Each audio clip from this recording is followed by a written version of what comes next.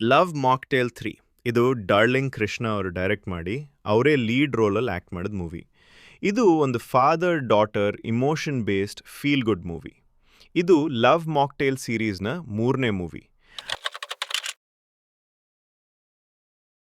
Story line ಬಗ್ಗೆ ಹೇಳೋದಾದ್ರೆ, part 2 ಎಂಡ್ನಲ್ಲಿ ನಮ್ಮ ಹೀರೋ ಆದಿತ್ಯ ಅನಾಥ ಆಶ್ರಮಕ್ಕೆ ಹೋಗಿ ಒಂದು ಮಗು ಅಡಾಪ್ಟ್ ಮಾಡ್ತಾರೆ.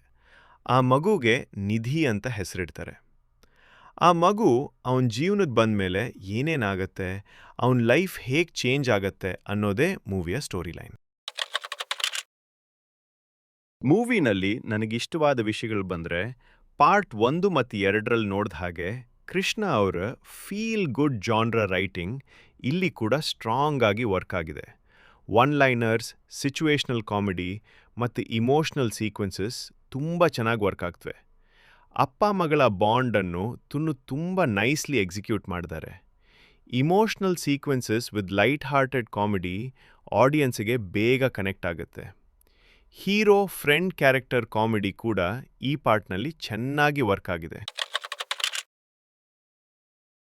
ಮೂವಿನಲ್ಲಿ ನನಗೆ ವರ್ಕ್ ಆಗದ ವಿಷಯಗಳು ಬಂದರೆ, ಫಸ್ಟ್ ಥಿಂಗ್ ಅಂದರೆ ಮ್ಯೂಸಿಕ್ ಡೀಸೆಂಟ್ ಆಗಿದೆ.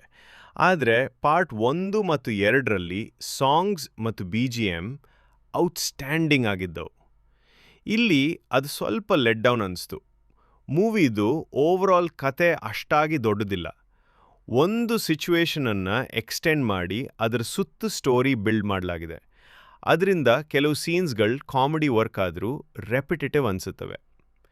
ಸೆಕೆಂಡ್ ಹಾಫ್ನಲ್ಲಿ ಬರುವ ಕೋರ್ಟ್ ಸೀನ್ಸ್ ಇನಿಷಿಯಲಿ ಸ್ವಲ್ಪ ಡ್ರ್ಯಾಗ್ ಅನಿಸುತ್ತವೆ.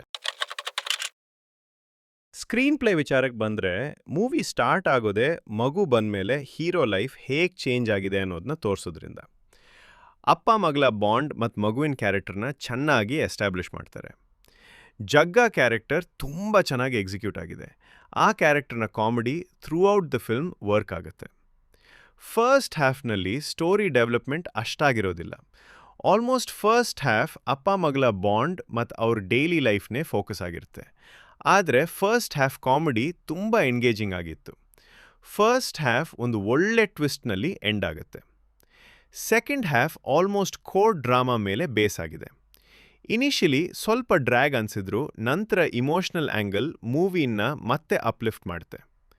ಮೂವಿ ಒಳ್ಳೆ ಇಮೋಷ್ನಲ್ ನೋಟ್ನಲ್ಲಿ ಎಂಡ್ ಆಗುತ್ತೆ. ಓವರಾಲ್ ಆಗಿ ಹೇಳೋದಾದರೆ, ಇದು ಪಾರ್ಟ್ 1 ಮತ್ತು 2ಗಿಂತ ಡಿಫ್ರೆಂಟ್ ಫೀಲ್ ಕೊಡುತ್ತದೆ. ಸ್ಟೋರಿ ವೈಸ್ ಸ್ವಲ್ಪ ಲೆಟ್ ಡೌನ್ ಆಗಿದೆ, ಎಸ್ಪೆಷಲಿ ಪ್ರೀವಿಯಸ್ ಪಾರ್ಟ್ ಜೊತೆ ಕಂಪೇರ್ ಮಾಡಿದರೆ. ಮ್ಯೂಸಿಕ್ ಕೂಡ ಇನ್ನೂ ಬೆಟರ್ ಆಗ್ಬೋದಿತ್ತು. ಇದು ಒಂದು decent to good theatrical watch. ನನಗೆ ಪರ್ಸ್ನಲಿ ಒಂದು ಫೀಲ್ ಬಂದದ್ದು, ಇದನ್ನು ಸೆಪ್ರೇಟ್ ಮೂವಿಯಾಗಿ ಮಾಡಿದರೆ ಇನ್ನೂ ಚೆನ್ನಾಗಿ ವರ್ಕ್ ಆಗಿರ್ತಿತ್ತು ಅನ್ನೋದು. ಸೀಕ್ವಲ್ ಪ್ರೆಷರ್ ಇಲ್ದಿದ್ರೆ ಇನ್ನೂ ಬೆಟರ್ ಆಗಿರ್ತಿತ್ತು. ನೀವು ಆಲ್ರೆಡಿ ಮೂವಿ ನೋಡಿದರೆ ನಿಮ್ಗೆ ಹೇಗನ್ನಿಸ್ತು ಅನ್ನೋದನ್ನು ಕಮೆಂಟ್ ಸೆಕ್ಷನಲ್ಲಿ ತಿಳಿಸಿ. ಆದಷ್ಟು ಬೇಗ ಮತ್ತೆ ಸಿಗೋಣ. ವಿಡಿಯೋ ಇಷ್ಟ ಆದರೆ ಲೈಕ್ ಮಾಡಿ, ಶೇರ್ ಮಾಡಿ. ಚಾನೆಲ್ಗೆ ಹೊಸಬರಾಗಿದ್ದರೆ ಸಬ್ಸ್ಕ್ರೈಬ್ ಮಾಡಿ. Cinema and critics.